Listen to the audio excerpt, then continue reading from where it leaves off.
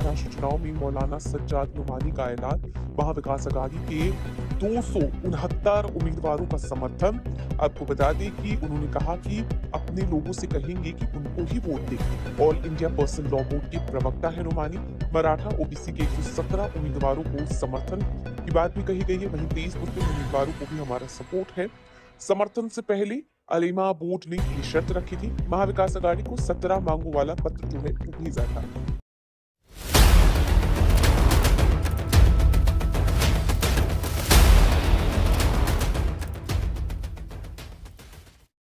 संघ में एक प्रेस कॉन्फ्रेंस हुई मौलाना सज्जाद नुमानी की।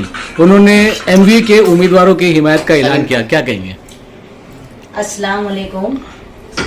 मैं अपने भाई बहनों से इल्तिजा करना चाहती हूँ कि हमारे उन मौलानाओं से एक सवाल कीजिए कि जब हमारे महाविकास आघाड़ी के नेता वक्फ बोर्ड का बिल पास हो रहा था तो वहाँ से गायब थे। उस वक्त उन्होंने क्यों नहीं उनसे सवाल किया? उस वक्त तो अजीत पवार ने ही वक्फ बोर्ड की कमेटी बनाया था और बिल पास होने से रोका था, जिसकी वजह से आज हमारे वक्फ बोर्ड की जमीन बची। जब हमारे कब्रिस्तान में से पानी निकल रहा था, लाशें वैसी ही नजर आ रही थी, तब हमारे ये मौलाना कहाँ थे? क्या वो हमारे शहर से वाकिफ नहीं है मौलाना? मुझे तो समझ में ही नहीं आता है कि हमारे जिम्मेदार जिनको हम इतना मोतबर मानते हैं, जिनके हम एक आवाज पे लब्बैक बोल के बिना सोचे समझे किसी भी कैंडिडेट को, जो वैशाली दरेकर नाम की थी, उनके एक आवाज पे हमने उनको वोट दिया। एक भी सवाल नहीं किया कि इसने कितने काम किए थे और किसने नहीं काम किया था। घर बैठे हमने उसको वोट डाला।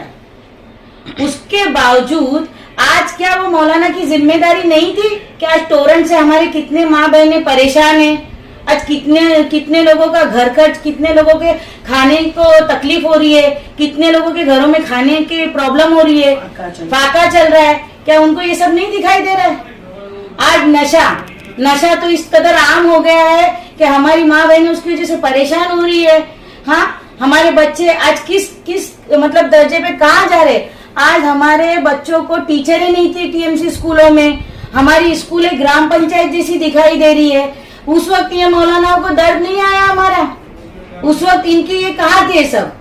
आज जो लोगों को कॉर्नर मीटिंग करके कहा जा रहा है महाविकास आघाड़ी के उसको वोट दो करके, भाई आपने कभी आके हमारे हालात की तहकीक की कि आज मुसलमान किस तरीके से मुमरा में रह रहा है, किस तरीके से दादागिरी चल रही है यहाँ पे? कैसा अगर कोई आवाज उठाता है तो उसके ऊपर केस करो, उसको तड़ीपार करो। हमारे पत्रकार भाइयों को तड़ीपार किया गया। जब हमारा साहब बैठा था कब्रिस्तान के मुद्दे को लेके, उसने कहा कि ये कब्रिस्तान इलीगल है, क्या उस वक्त इन्होंने उनको साथ दिया था? जो मौलाना इस वक्त जो है माइक ले करके और आवाज साहब को वोट देने की जो है गुजारिश कर रहे हैं, और उनके बारे में क्या बोलना चाहेंगे आप? मैं यही कहना चाहती हूँ, क्या उनकी आंखें बंद है कि कब्रिस्तान का क्या हाल है? जब कब्रिस्तान की मिट्टी की बात चल रही थी उस वक्त क्या इनके कान बंद थे क्या? जो वीडियो वायरल हो रही थी उस वक्त इन्होंने क्यों नहीं आवाज उठाई? उस वक्त कॉर्नर मीटिंगें क्यों नहीं लगाई गई? उस वक्त भी अगर ये कॉर्नर मीटिंगें लगाते तो शायद हमको अच्छा लगता। वक्फ बोर्ड के बिल के टाइम पर जब जो ये इनके सेक्युलर नेता भाग गए थे वहां से, उस वक्त भी अगर ये कॉर्नर मीटिंग लगा के बताते कि भाई सेक्युलरिज्म के नाम पे जिसको वोट दिया है वो वक्फ बोर्ड की कमेटी में जब मेंबर बनने की बात आती तो भाग जाते वहां से, वक्फ बोर्ड का बिल पास होने का वक्त था तो ऐसे लोगों को आप क्या कहना चाहोगे? मेरी तो अपील है लोगों से कि बराया मेहरबानी अभी भी वक्त है, आंखें खोलो। अजीत दादा ने एक भी अल्फाज मुसलमानों के खिलाफ नहीं बोला है अभी तक। उसके बाद भी अजीत पवार ने 12% हम लोगों को वो दिया है। 6 हमारे आमदार को टिकट दिए, 6 लोगों को, एक हमारा एमएलसी भेजा गया है मुस्लिम। इसका मतलब हमारा परसेंटेज वहां पर बराबर है ये पार्टी में। ये लोग जो गुमराह कर रहे हैं, आज नीतीश राणे जो आवाज बार बार बुलंद करके हमारे खिलाफ जहर उगलवा रहा था, उस जहर को कम करने की कोशिश, खत्म करने की कोशिश अजीत पवार ने की थी। उसकी आवाज अपने पावर से खत्म कर दी। उसके बाद में जब वक्फ बोर्ड का बिल पास हो रहा था तो यही थे। और सबसे अहम मेरा सवाल है, जब मस्जिदों पे विशालगढ़ में हमला हुआ, दरगाह पे हमला हुआ, वो संभाजी राजे कांग्रेस का था, वो संभाजी राजे कांग्रेस का था, शरद पवार की पार्टी का था। उस वक्त ये मौलाना कहाँ थे? क्या उनको दिखाई नहीं दिया था मुमरा का हाल?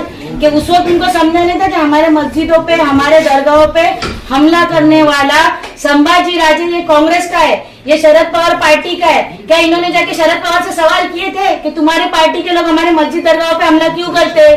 आज एक हमारा मुस्लिम भाई हमारे साथ यहाँ पे आया है इस उम्मीद पे कि हम लोग उनको साथ देंगे। एक चीज का आप ध्यान रखिए, हमारा उम्मीदवार इंशाल्लाह चुनकर आएगा और ज्यादा से ज्यादा वोटों से आएगा, लेकिन कहीं हमको ये अफसोस ना हो कि इस लड़ाई में हमारे वोट कहीं कम गिरे। बस हमें इसी का एक खदशा है, इसलिए हम इतनी अपील कर रहे। आप जाके मालूम कीजिए, कलवा में आज उनको बढ़ चढ़ के लोग पसंद कर रहे, क्योंकि आप जिस आदमी की हिमायत कर रहे हैं ना, इसके बारे में हर किसी को अच्छी तरीके से पता है कि वो क्या है और उन्होंने क्या कर चुके। टोरेंट की वजह से आज आप लोगों को जो परेशानी हो रही है ना, जो आज आप रो रहे हो टोरेंट के नाम से, तो देखिए ये सब चीजों को ध्यान में रखिए और गुमराह करने वालों का साथ न दीजिए। अभी आप रोने की बात कही तो कल शमीम भाई ने प्रेस कॉन्फ्रेंस के दौरान रोते हुए कहा कि नजीमुल्लाह ने हमको इतना परेशान कर दिया, इतना त्रस्त कर दिया, इतना हम पीड़ित हो गए कि जो है मतलब ये हमको जो है धमकियां दिलवाई जा रही है दुबई से, और ईडी लगाने की, सीबीआई लगाने की, कहते कहते ये भावुक उठे। उस पर क्या कहेंगे आप? इसमें क्या सच्चाई है? क्या वाकई में नजीमुल्लाह जी जो है उनको परेशान किए हुए हैं शमीम खान को?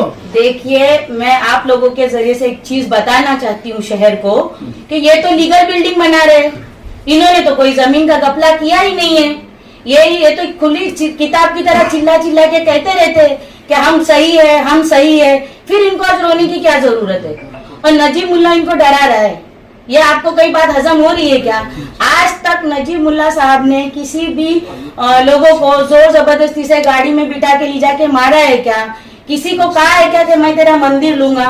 हमारे यहाँ पे एक कार्यकर्ता बेचारा छोटा सा है, उसका एक चरनीपाड़ा पे समाज मंदिर है, खुलेआम आवाज साहब ने उनको धमकी दिया है कि 24 तारीख को मैं तेरे को बताता हूँ, ये मंदिर कैसे छीन के दिखाता हूँ।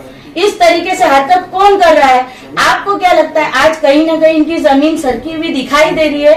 इसके लिए ये इस तरीके के अफवाहें उठाते रहते हैं। हाँ, एक बात सच है कि नजीब भाई ने एक चीज को क्लियर कर दिया था, जो ग्राउंड का मसला था, जो स्लेटर था, उसकी जमीन थी, इसका खुलासा जो आप लोगों को दिया, शायद ये उसी का डर है। तो मतलब ये डर की वजह से रो रहे हैं क्या? तो आपके कहने के मुताबिक मुझे तो यही लग रहा है। आप लोगों को क्या लग रहा है? आप लोग तो मेरे से ज्यादा जानते हैं इस शहर को। नहीं, मैं तो बहुत छोटी हूँ। हम लोग तो मीडिया वाले जो हंसेगा उसको भी दिखाएंगे, जो रोएगा उसको भी दिखाएंगे। सही, लेकिन उसकी असलियत क्या है अब आप बताइए। असलियत तो वही बता सकते हैं, हम क्या बताएंगे? ठीक है। इतने दिन में तो वो तो बता रहे थे हम 1 लाख की लीड से आ रहे हैं, इतने खुश थे और पता नहीं क्या क्या उनका चल रहा था, और अचानक में वो रोने लगे तो आप ही सोच लो कि उनके हालात क्या हो गए। हमारे चैनल को सब्सक्राइब करें, बेल आइकन जरूर प्रेस करें हमारी न्यू वीडियो सबसे पहले